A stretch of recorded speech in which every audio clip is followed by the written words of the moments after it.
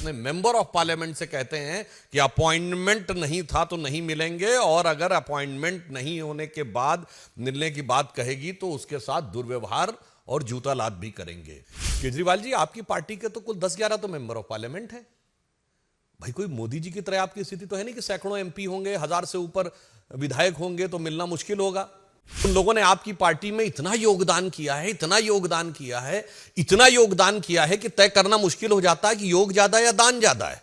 अगर वो state guest house कांड था तो ये सीएम हाउस कांड है। कि केजरीवाल जी, आप तो वही नेता है ना जो कहते थे कि मैं तो 3 कमरे घर में रहूंगा और मेरा घर 24 घंटे खुला रहेगा, कोई कभी भी आके मिल सकता है, हम तो आम आदमी की पार्टी हैं, यही वक्तव्य था ना। और आज अपने शीश महल में ऐसे किले में बंद होकर बैठे हैं कि अपने मेंबर ऑफ पार्लियामेंट से कहते हैं कि अपॉइंटमेंट नहीं था तो नहीं मिलेंगे, और अगर अपॉइंटमेंट नहीं होने के बाद मिलने की बात कहेगी तो उसके साथ दुर्व्यवहार और जूता लात भी करेंगे। क्या ये चरित्र का इतना भारी बदलाव दिखाई नहीं पड़ता?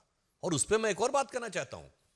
केजरीवाल जी, आपकी पार्टी के तो कुल 10-11 तो मेंबर ऑफ पार्लियामेंट है भाई। कोई मोदी जी की तरह आपकी स्थिति तो है नहीं कि सैकड़ों एमपी होंगे, 1000 से ऊपर विधायक होंगे तो मिलना मुश्किल होगा।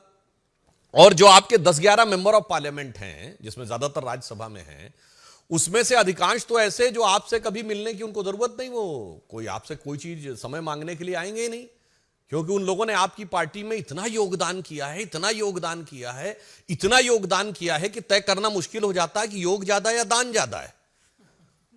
और उसके बाद अब टू 2-3 सांसद बचते हैं जो मिलना चाहते हैं।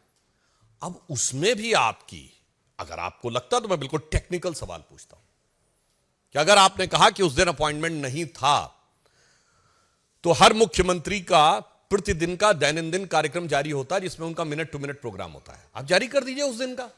और आप कहिए उस समय आप मुख्यमंत्री आवास में नहीं थे, इसलिए नहीं मिल सकते थे।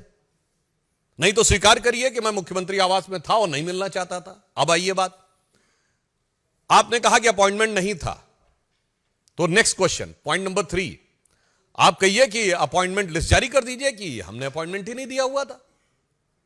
Then comes the 4th question, appointment नहीं था तो वो अंदर कैसे आ गई ड्राइंग रूम तक? हम और आप में से कोई भी जाए, किसी मुख्यमंत्री के यहां अपॉइंटमेंट नहीं है तो आप गेट से लौटा दिए जाएंगे, वो अंदर कैसे पहुंची इसका आप जवाब दे दीजिए। और केजरीवाल जी सिर्फ मुख्यमंत्री नहीं, उनके बाद तो जेड सिक्योरिटी है भाई। वैसे तो वो थे जो सिक्योरिटी नहीं लेंगे वाले थे, मगर आज जेड सिक्योरिटी, और किसी जेड सिक्योरिटी वाले के घर के अंदर अगर कोई अवांछित व्यक्ति घुस गया तो उनके सुरक्षा कर्मियों ने as per the security protocol क्या कार्रवाई की? 4 दिन बाद उन्होंने ट्रेसपासिंग की रिपोर्ट दर्ज कराई है, 4 दिन बाद। भारत के इतिहास का एक अद्भुत उदाहरण है, एक विचित्र उदाहरण है, जहां जिस दल की सरकार है, जिस राज्य में, उसी दल के मेंबर ऑफ पार्लियामेंट के साथ दुर्व्यवहार नहीं हुआ है, फिजिकल मैन हैंडलिंग हुई है। कहां पर हुआ है? सीएम हाउस में। मुझे लगता है आप सब लोग पत्रकार हैं, शोध करके बताइएगा ऐसा कोई उदाहरण भारत की राजनीति में उपलब्ध है? हां, मिलता जुलता उदाहरण मुझे याद आता है, चूंकि विभव कुमार जी उसके बाद लखनऊ में ही मिले थे। लखनऊ में घटना हुई थी 1995 में, जिसे आप सब स्टेट गेस्ट हाउस कांड कहते हैं। मायावती जी के साथ ऐसा ही हुआ था, और यह उनका शब्द था, मायावती जी का, मेरा शब्द नहीं है, कोट अनकोट बोल रहा हूं कि समाजवादी पार्टी के गुंडे मेरी जान लेना चाहते थे, अनकोट।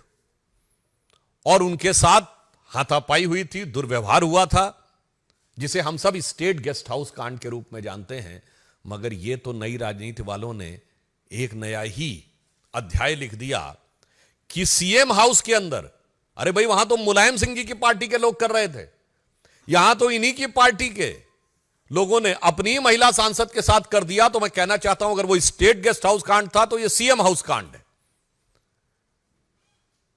वो लखनऊ के स्टेट गेस्ट हाउस कांड से ज्यादा भयानक सवाल खड़े करने वाला यह दिल्ली का सीएम हाउस कांड है।